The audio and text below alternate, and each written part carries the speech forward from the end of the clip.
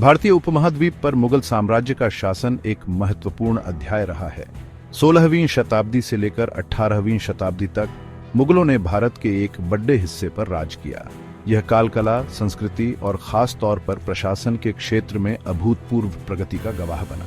बाबर द्वारा स्थापित इस साम्राज्य को अकबर, जहांगीर, शाहजहां और औरंगजेब जैसे शासकों ने मजबूती प्रदान की।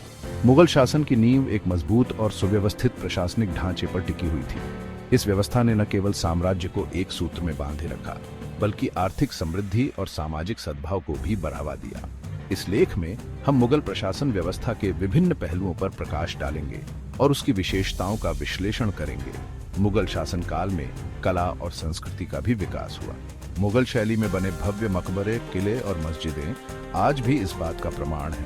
ताजमहल, लाल किला और जामा मस्जिद मुगल वास्तुकला के उत्कृष्ट उदाहरण हैं। इसके अलावा साहित्य, संगीत और चित्रकला के क्षेत्र में भी उल्लेखनीय प्रगति हुई। मुगल प्रशासन व्यवस्था एक केंद्रीकृत व्यवस्था थी, जहां सम्राट सर्वोच्च शक्ति का केंद्र होता था।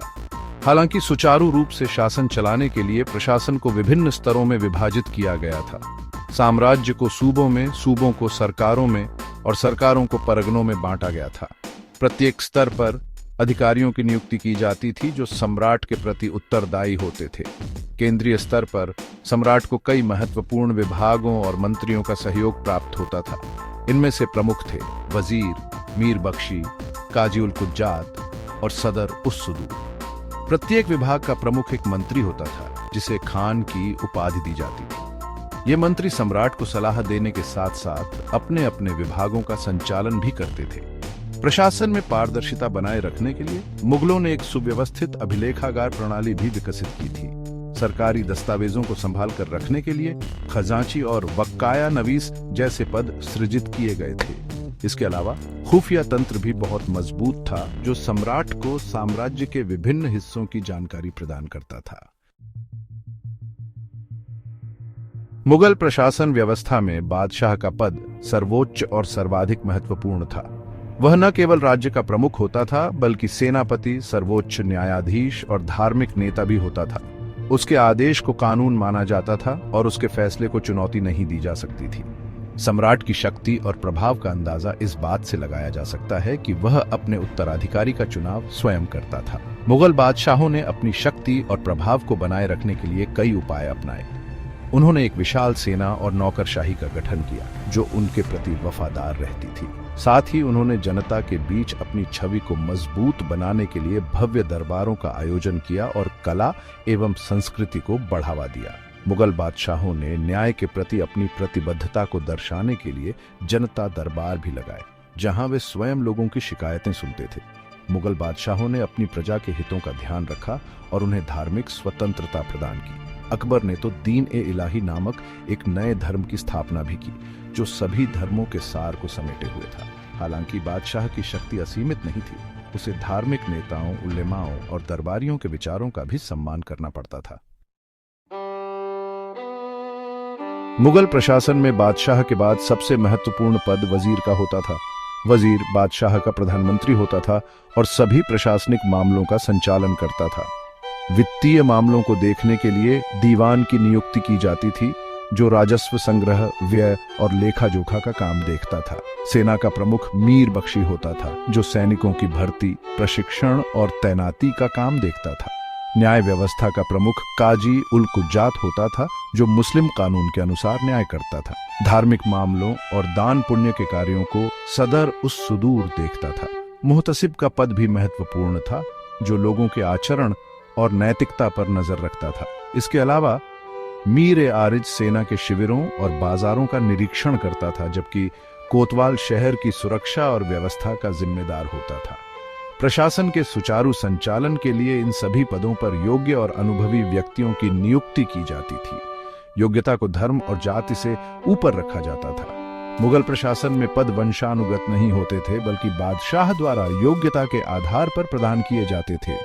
यह व्यवस्था मुगल साम्राज्य की मजबूती का एक प्रमुख कारण थी।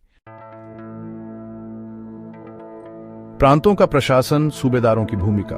मुगल साम्राज्य को प्रशासनिक सुविधा के लिए कई सूबों में बांटा गया था। प्रत्येक सूबे का प्रमुख सूबेदार होता था जिसे बादशाह द्वारा नियुक्त किया जाता था। सूबेदार अपने अपने सूबों में कानून व्यवस्था बनाए रखने, राजस्व संग्रह करने और शाही सेना का नेतृत्व करने के लिए उत्तरदायी होते थे। उन्हें अपने कार्यों में सहायता करने के लिए दीवान, बख्शी और काजी जैसे अधिकारी दिए जाते थे। सूबों को सरकारों में, सरकारों को परगनों में और परगणों को ग्रामों में विभाजित किया गया था।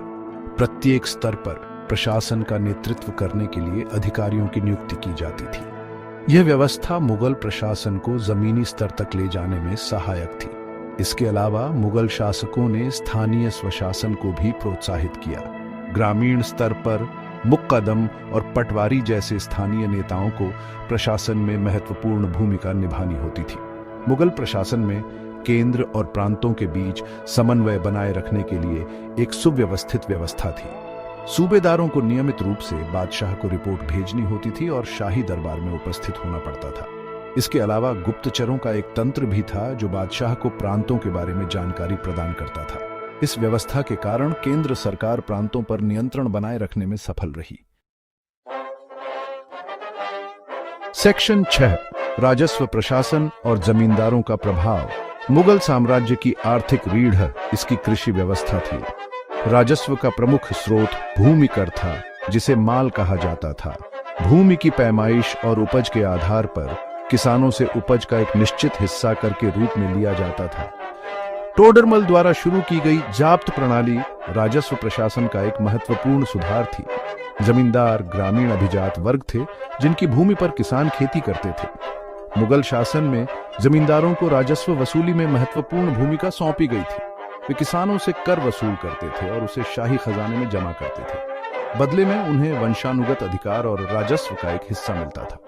जमींदारों का किसानों पर काफी प्रभाव था और वे अक्सर अपने पद का दुरुपयोग भी करते थे। मुगल शासकों ने किसानों के कल्याण के लिए भी कई कदम उठाए। उन्होंने सिंचाई के साधनों का विकास किया, किसानों को अरण प्रदान किया और प्राकृतिक आपदाओं के समय राहत प्रदान की। इसके बावजूद मुगल शासनकाल में किसानों की स्थिति सामान्यतः दयनीय रही। उन्हें ऊंची दरों पर कर चुकाना पड़ता था और अक्सर सूखे और अकाल का सामना करना पड़ता था। सेक्शन 7, मुगल न्याय व्यवस्था, सिद्धांत और व्यवहार। मुगल न्याय व्यवस्था इस्लामी कानून पर आधारित थी, लेकिन इसमें स्थानीय रीति रिवाजों को भी शामिल किया गया था। बादशाह सर्वोच्च न्यायाधीश होता था और उसके फैसले को चुनौती नहीं दी जा सकती थी। उसके बाद काजी उल कुज्जात का स्थान होता था जो धार्मिक मामलों और फौजदारी मामलों में न्याय करता था। दीवानी मामलों की सुनवाई मीर अदल द्वारा की जाती थी। मुगल न्याय व्यवस्था में गवाहों के बयानों और सबूतों को बहुत महत्व दिया जाता था। फैसले लिखित रूप में दिए जाते थे और उन्हें बादशाह के पास अपील की जा सकती थी। हालांकि भ्रष्टाचार और पक्षपात जैसी समस्याएं भी इस व्यवस्था में व्याप्त थीं। अमीर और प्रभावशाली लोग अक्सर न्याय को प्रभावित करने में सफल हो जाते थे। न्याय व्यवस्था को और अधिक कुशल बनाने के लिए मुगल शासकों ने कई कदम उठाए। उन्होंने न्यायालयों की स्थापना की, कानूनों का संहिताकरण किया और न्यायाधीशों की नियुक्ति के लिए नियम बनाए। हालांकि इन प्रयासों के बावजूद मुगल न्याय व्यवस्था में सुधार की काफी गुंजाइश थी।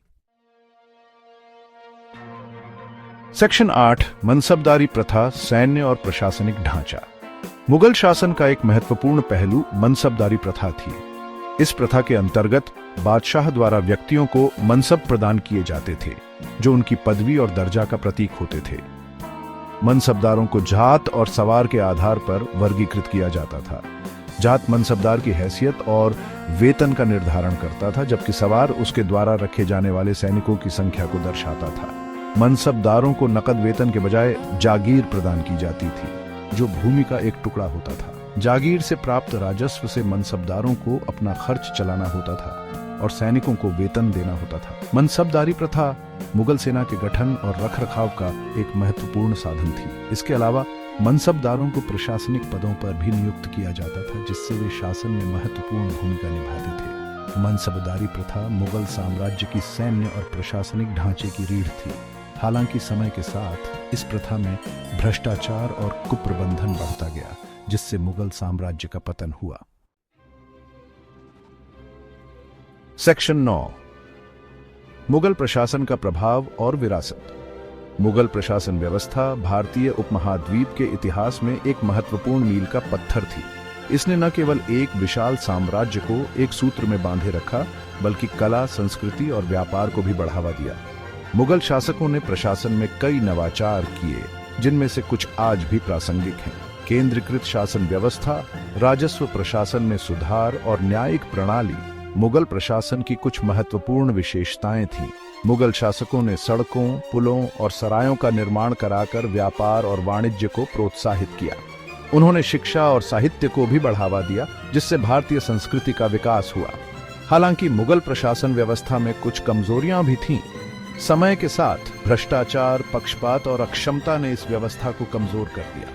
इसके बावजूद मुगल प्रशासन ने आधुनिक भारत के प्रशासनिक ढांचे को आकार देने में महत्वपूर्ण भूमिका निभाई है।